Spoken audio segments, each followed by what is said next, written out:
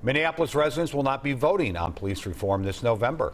And that has left some people asking, now what? City leaders gave us an idea today. The Minneapolis Forward Community Now Coalition was formed to help Minneapolis recover following the death of George Floyd. Kate Raddatz has more on how they hope to bring help and healing to the city. Entire blocks of Minneapolis remain in ruins after the riots that erupted in the days following George Floyd's death in May. More than 1,025 buildings, according to preliminary estimates. More than 1,300 businesses, many of which were owned by Black, Indigenous, people of color, including our immigrant community.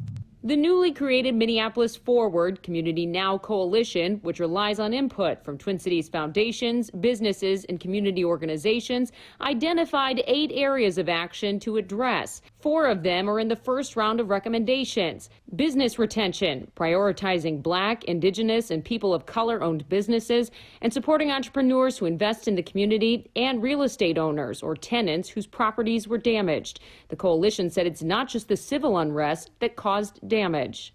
The reality is all of the impacted communities were also dealing with the results of COVID-19 and what that meant for our business community. So we have some pretty immediate needs. There are several recommendations for each area, including ideas like finding temporary spaces for businesses who have been displaced along Lake Street and creating a standardized assessment tool to get feedback from business owners on their needs. I think the recommendations that this group has come up with will really create a great opportunity for us to shift the paradigm and change the conversation. The coalition will continue to meet throughout the month to develop recommendations for the remaining areas of action.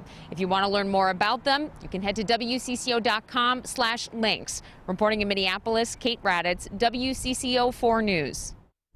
The coalition said some of the initiatives are already underway, but said also that there is a need for additional funding and volunteer work to help rebuild the city.